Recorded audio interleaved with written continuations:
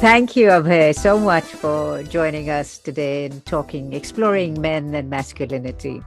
And you have so many admirers around the world and in India particularly. And so I look forward to your responses. What are the first three words that come to your mind when you think of a man?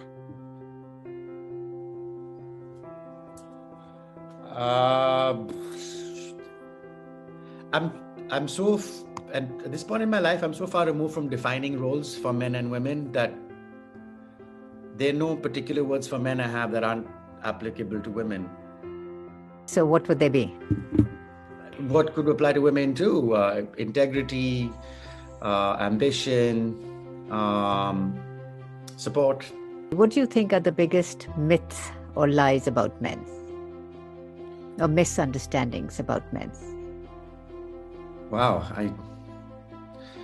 it's a man's world, so I think men are thrust with responsibilities of their own making. Mm-hmm. Being a man's world, women are also pushed into their corners. Mm-hmm. And so we have shaped our own destinies by our own actions. Mm-hmm. Sure, it's all human-made.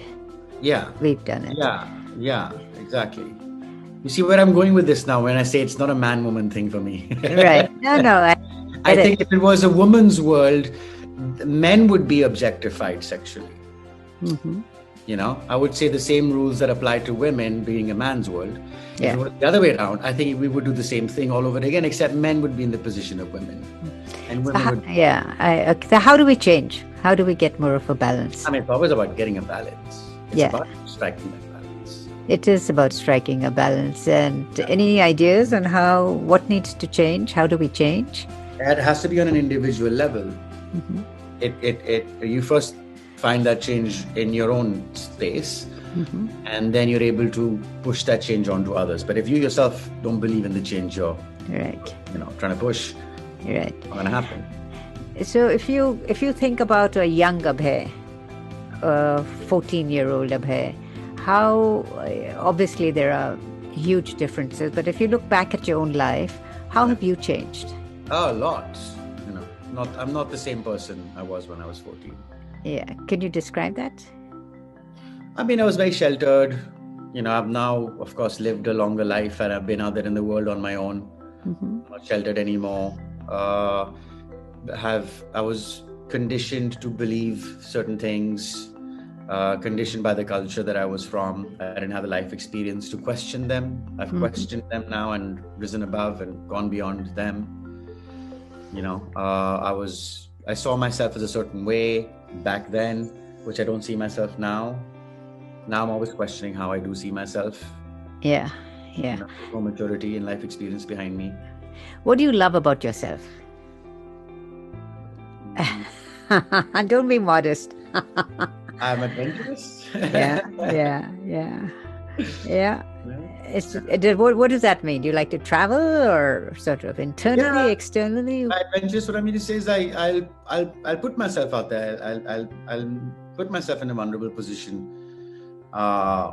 with the excitement of what it could get me, as opposed to the fear of what it could get me. So whether that is in traveling or in relationships or in work, whatever, it is applicable to all. What do you dislike about yourself? What do I dislike about myself? I can be obsessive. Yeah. So what are you obsessive about right now? What am I obsessive about right now? Right now I'm obsessive. It can be a good thing also. I'm obsessed about meditation at the moment. Wonderful. We all need it. We all need it during this pandemic. So just, instead of getting rid of the habit, I'm trying to use it in a better way. Any messages to men, since I'm exploring men and masculinity? Any messages to men? Particularly in India. I mean, all over, but particularly in India.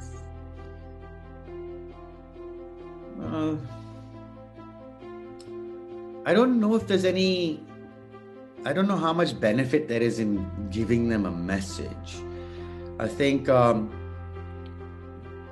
as a culture, we need to reflect um, what is the position we have put women in. Where do we place them in the larger scheme of things? Because, there are there's a high incident of female infanticide, feticide, let's call it? Yeah, both.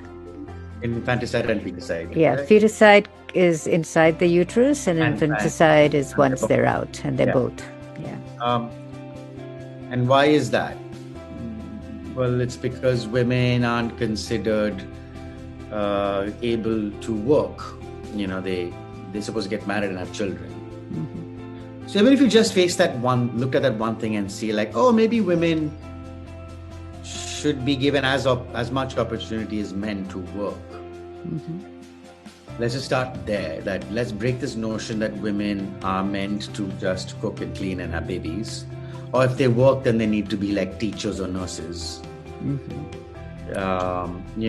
Let's allow them to be anything that a man can do, professionally speaking, and maybe then people would be less. But again, these are deep cultural roots. These are traditions of more than 1,000 years old, a few thousand years old. And then there is a issue of caste. Women, like urban women of a higher stature, class and caste will get these opportunities. What happens to the women who are lower down the rung of caste? So should we start with caste then? And so you see, it's not so much by dividing it from men and women. Yeah, you can deal with certain things, but I think we've come to a world where we need to address ourselves as humankind, not mankind. Yeah. Not man and woman, but as a race, where are we? Yeah. We need to address those issues, because then you include women in there. How's it been so far with your interaction with men? I mean, are you getting more frustrated? Are you getting more enlightened? Are you getting your beliefs confirmed, your fears confirmed? Actually, that's a very good question, because when I start the research, I really start it in a very open-ended way and genuinely don't have a notion of what I'm going to find. Because if I just find what I think I'm going to find, then it's quite boring. And I get easily bored. And I think what's been fascinating about this is, one, that men are opening up, that they really want to talk. And the second is that they're stuck. That because nobody asks these fundamental questions, there's an assumption that you have to be this way. Correct. Right? They don't even think about it until they're asked. Exactly. So we have a very cute video where we sent one of our young documentary filmmakers out in Delhi because of COVID. They don't want to send people to people's homes. So in the park. And so you have these wonderful images of young men, literally scratching their head, thinking, a man? What is a man? That's a fundamental question. What is a woman? What is a person of, whatever identity we take? Who are we and why are we like this? And can we change? Or do we want to be like this?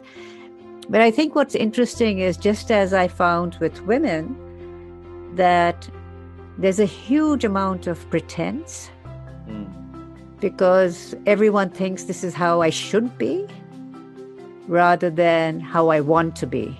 Yeah. So we're not giving ourselves the freedom to be how we want to be because we think we're supposed to be something like this. So it's a mess.